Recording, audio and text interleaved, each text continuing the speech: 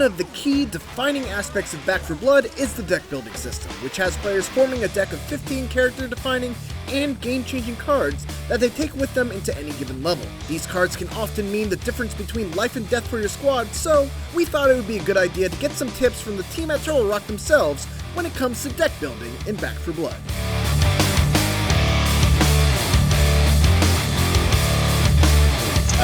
A lot of time I think you need to think about what your playstyle is and what you like to do. Do you want to be that kind of assault character? You probably want to start looking at reload speeds and stamina and things like that. Or if perhaps you're more in a support role, how do you build a deck around that? So yeah, there's lots of, you can start. I mean, you can have a number of decks. You don't just have one deck in the game. So I think one of the real big things about our game is like get in, start playing, earn supply points, start unlocking those cards, and start playing with those decks. If you're a beginner, for me, I love reload speed. I love stamina. I want my gun to reload as quickly as I can. I want to be able to get away and keep my stamina going. I think they're super helpful for beginners. Just so you can keep firing. Those hordes are going to keep coming at you. So the quicker you reload, the better it is for you. And yeah, just if you're a beginner, I think you're going to get hoarded. There's going to be times where you're like, I need to get out of here. So I do think that stamina does help a bit. So yeah, first time in, start looking for those kind of cards to help get you through that first time play experience. Some things to kind of look out for are if you're looking to have a bunch of items in your inventory, look out for cards that increase your offensive or supply or quick item slot capacity. That way, as you're going through each of the different maps and as you're going through the game, once you find items, you'll be able to carry more for your team and provide support that way, if you do want to roll that way. Otherwise, you can just get all the grenades that you can and start destroying the hordes as you're getting hoarded, as OD was saying. And this is an interesting thing that you need to be careful when you're looking through your deck and you're building your cards. There is also a negative to that. For example, we got one called Boxo Bags, I think it is. And it's going to give your whole team a support inventory capacity. It goes up by 1. So you can put in an extra item into that slot. But it does give you a reduction. I think it gives you a reduction in health. So you're helping your whole team. You're taking a little bit of health reduction yourself. So you'd think if you've got you've got a group that you get together and you're going to play, hey everyone, I'm going to be the mule today, right? It doesn't sound great when you do that. But you're on a short roll. You'd hope then that everyone else has got extra slots and they can carry more things.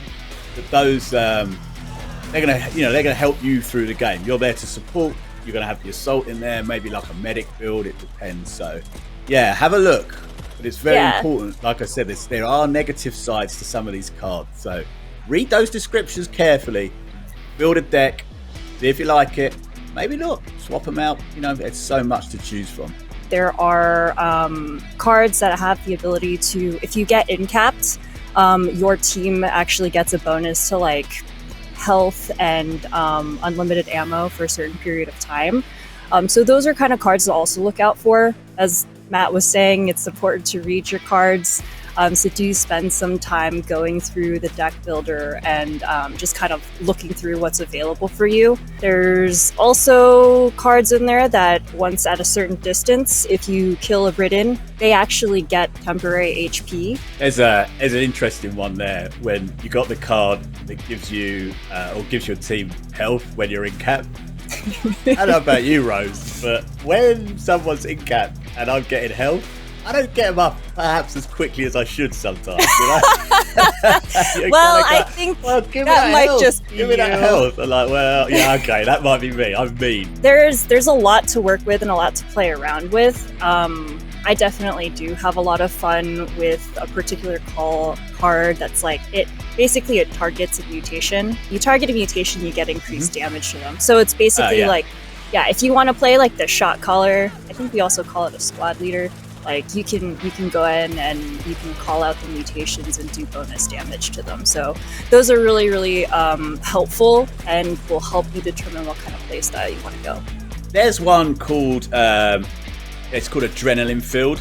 and you gain stamina for like each kill, and I think based on your stamina pool, but your stamina doesn't regenerate as quick.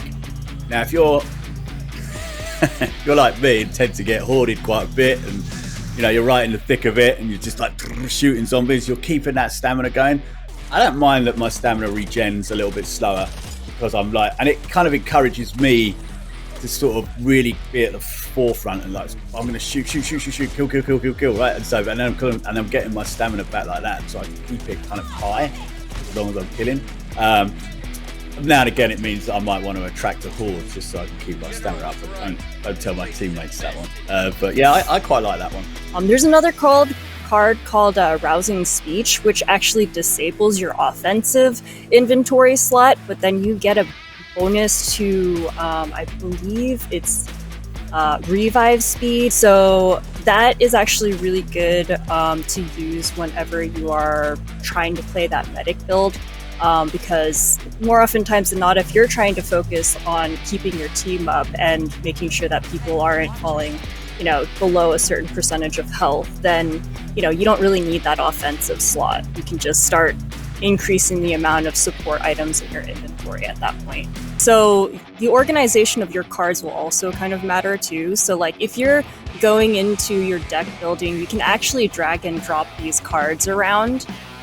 So you can go in there, you can drag and drop them around, and then you can coordinate, like, basically, okay, so if I'm, like, later on in this run, do I really need to have, like, whatever card? Like, would this be more beneficial at the earlier time in the game? And so, in the run. So you can actually drag those around and kind of plan without really knowing whether or not that card is going to be the most helpful at that point. So, pay attention to the order of your cards.